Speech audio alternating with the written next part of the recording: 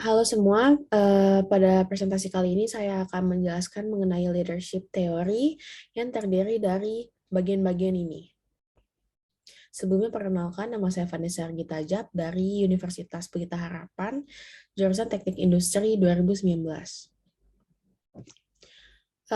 Pertama-tama, sebelumnya saya ingin memberitahu bahwa pengertian dari pemimpin adalah seseorang yang dapat mempengaruhi orang lain dan yang mempunyai otoritas manajerial, sedangkan kepemimpinan adalah apa yang dilakukan oleh seseorang pemimpin. Nah, pertama-tama saya akan membahas tentang early leadership theory. Nah, pertama-tama itu ada teori atau teori sifat kepemimpinan. Penelitian kepemimpinan pada 1920-an dan 1930-an berfokus pada mengisolasi ciri-ciri pemimpin, yaitu karakteristik yang akan membedakan pemimpin dari non-pemimpin. Nah, beberapa ciri yang dipelajari meliputi perawakan fisik, penampilan, kelas sosial, stabilitas emosi, kelancaran berbicara, dan kemampuan bersosialisasi. Terlepas dari upaya terbaik para peneliti, terbukti mustahil untuk mengidentifikasi rangkaian sifat yang akan selalu membedakan seseorang pemimpin dari non-pemimpin. Namun, upaya selanjutnya untuk mengidentifikasi sifat-sifat yang secara konsisten dikaitkan dengan kepemimpinan, yaitu proses pemimpin bukan orangnya, lebih berhasil. 7 sifat yang ditunjukkan terkait dengan kepemimpinan yang efektif yang sudah tertera pada layar. Di antaranya adalah drive, desire to lead, honesty and integrity, self-confidence, intelligence, job relevant, knowledge, dan extraversion. Nah, drive itu ialah pemimpin yang menunjukkan tingkat usaha yang tinggi. Nah, sedangkan desire to lead itu pemimpin yang memiliki keinginan yang kuat untuk mempengaruhi dan memimpin orang lain. Sedangkan honesty and integrity itu adalah pemimpin yang membangun hubungan saling percaya dengan pengikut dengan bersikap jujur atau tidak menipu dan dengan menunjukkan konsistensi yang tinggi antara kata dan perbuatan. Selanjutnya adalah self-confidence, yaitu adalah pengikut melihat ke pemimpin untuk tidak adanya keraguan diri. Selanjutnya adalah intelligence. Nah, pemimpin harus cukup cerdas untuk mengumpulkan, mensintesis, dan menafsirkan sejumlah besar informasi, dan mereka harus mampu menciptakan visi, memecahkan masalah, dan membuat keputusan yang benar. Selanjutnya ialah job relevant knowledge, yaitu adalah pemimpin yang efektif, memiliki tingkat pengetahuan yang tinggi tentang perusahaan, industri, dan hal-hal teknis. Dan yang terakhir adalah extraversion, pemimpin adalah orang-orang yang energik dan bersemangat. Nah, yang kedua ialah teori perilaku kepemimpinan atau behavioral theories. Para peneliti berharap bahwa pendekatan teori perilaku akan memberikan jawaban yang lebih definitif tentang sifat kepemimpinan daripada teori sifat. Nah, berikut ini merupakan 4 studi perilaku pemimpin utama, yaitu University of Iowa Studies, Ohio State Studies, University of Michigan Studies, sama dan Managerial Grade. Nah, yang pertama ialah Universitas Studi Iowa atau University of Iowa Studies. Nah, studi ini mengeksplorasi 3 gaya kepemimpinan untuk menemukan mana yang paling efektif. Gaya autokratis menggambarkan seorang pemimpin yang mendikte metode kerja, membuat keputusan sepihak, dan membatasi partisipasi karyawan. Sedangkan gaya demokratis menggambarkan seorang pemimpin yang melibatkan karyawan dalam mengambil keputusan, mendelegasikan wewenang, dan menggunakan umpan balik sebagai kesempatan untuk melatih karyawan. Contoh perusahaan yang menggunakan gaya autokratis adalah pada PT Pancaran Logistik Indonesia. Nah, pemimpin menerapkan gaya kepemimpinan ini dalam hal pengarahan bawahan. Terbukti bahwa direktur selalu memberikan perintah atau instruksi kepada bawahan agar disiplin, dan direktur juga memberikan hukuman apabila ada karyawan yang melanggar aturan.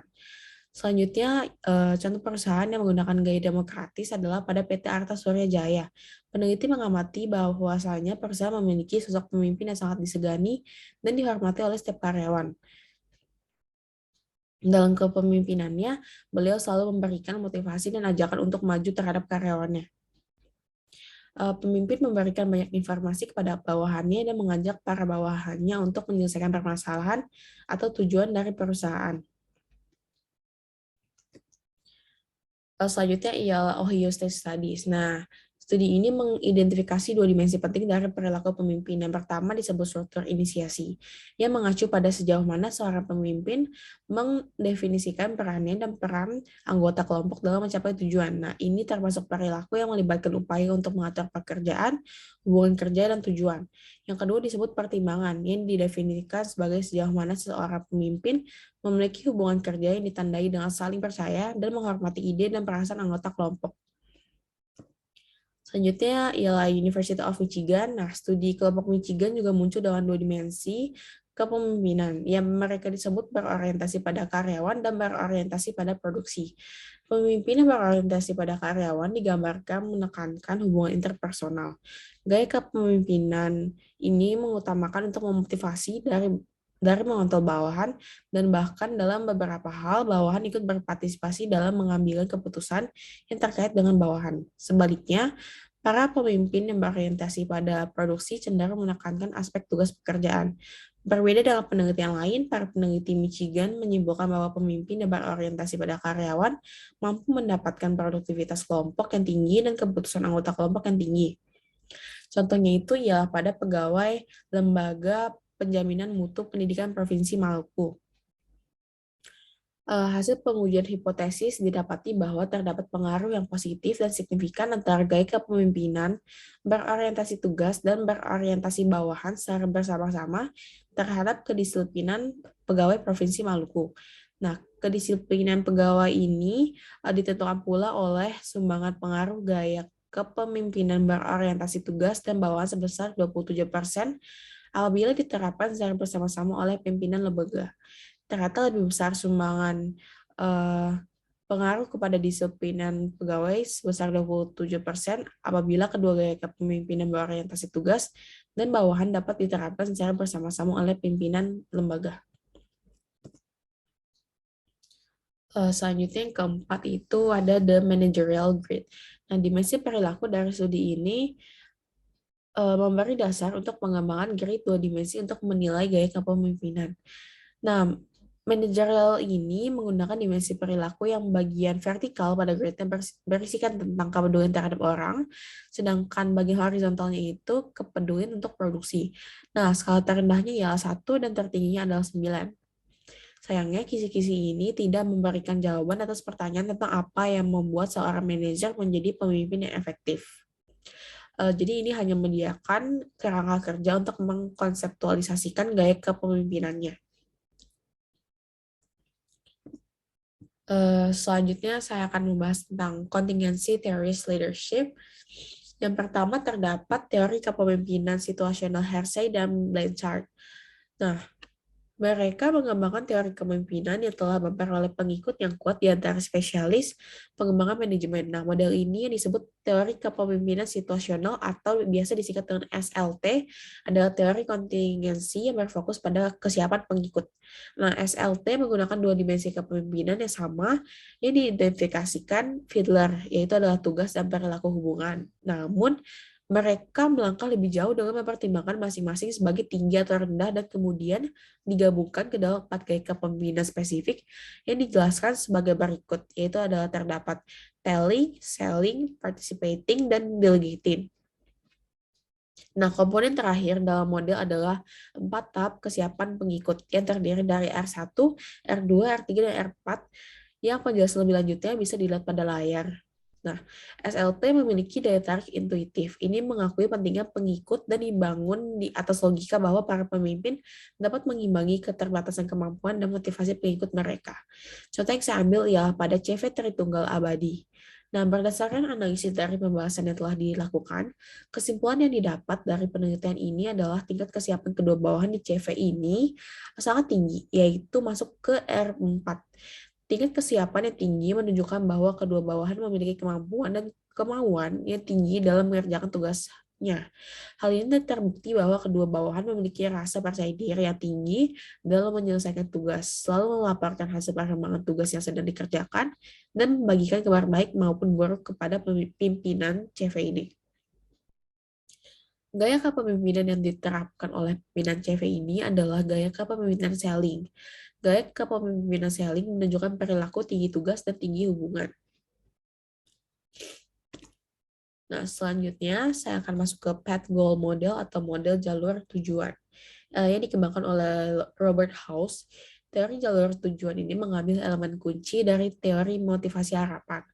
Nah, istilah jalur tujuan berasal dari keyakinan bahwa para pemimpin yang efektif menghilangkan hambatan dan perangkap sehingga mengikut memiliki jalur yang lebih jelas untuk membantu mereka keluar dari di mana mereka berada untuk pencapaian tugas kerja mereka.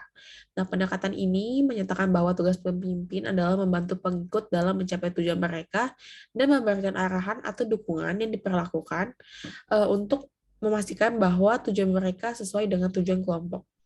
Nah, House mengidentifikasi 4 perilaku kepemimpinan ini. Yang pertama ialah pimpinan direktif, kedua pemimpin yang suportif, yang ketiga pemimpin partisipatif, dan yang keempat pemimpin yang berorientasi pada prestasi.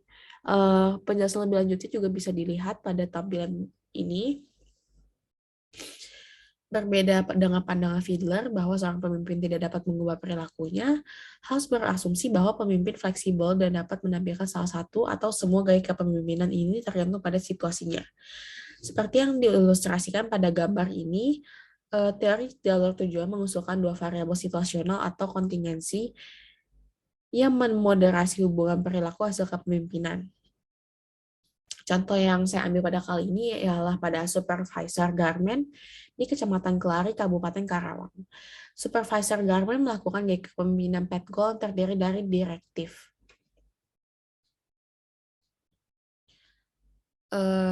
Selanjutnya, saya masuk ke Contemporary Views of Leadership.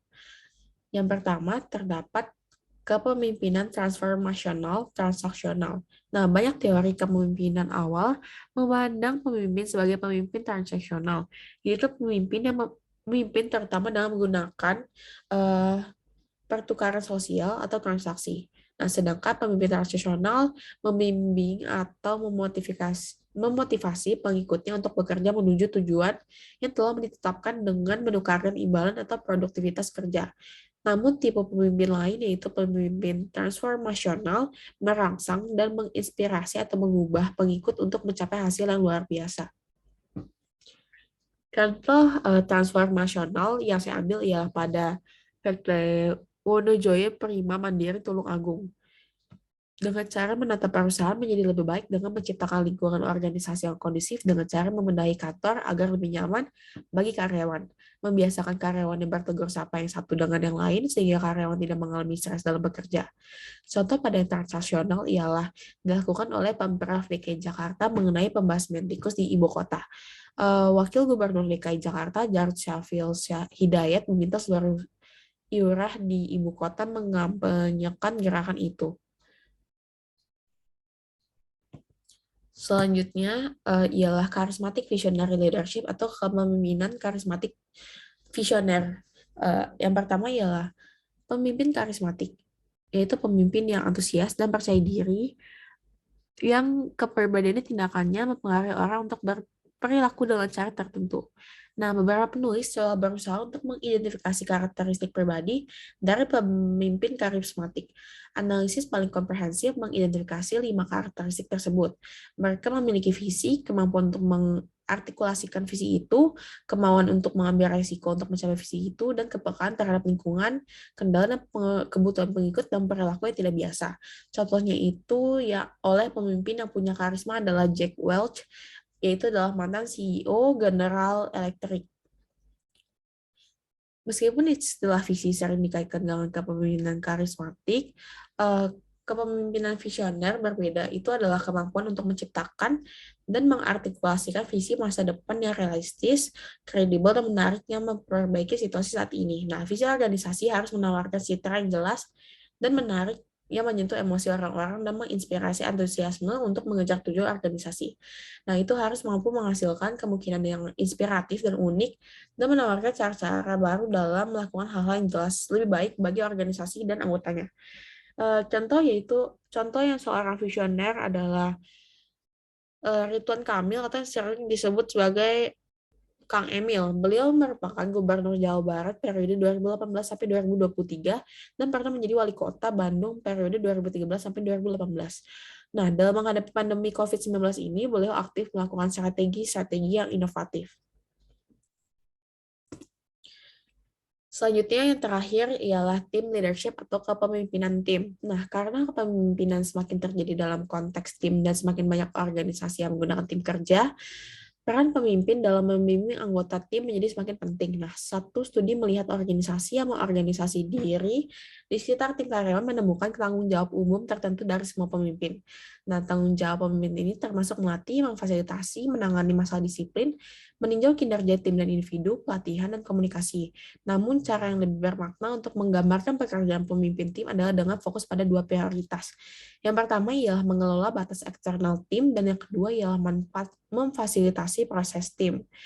Prioritas ini memerlukan 4 peran kepemimpinan khusus, yaitu coach, conflict manager, troubleshooter, dan liaison with external constituencies.